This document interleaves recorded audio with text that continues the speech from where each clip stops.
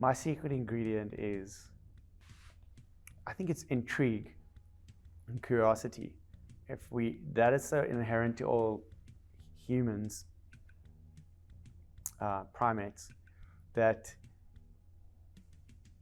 we ask questions and we keep investigating, and that's the emotion that I see shift in our patients first.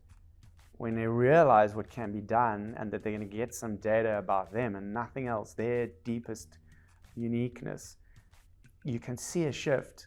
After that awareness is shifted, you can see an emotional and a belief system shift. That's really powerful. So they are intrigued, they're excited to get engaged with their healthcare journey and strategy. Whereas going to a healthcare professional probably is associated with thoughts and emotions of dread and like, no, I don't really want to do that, postponing the appointment. So we have the opposite, which is really nice.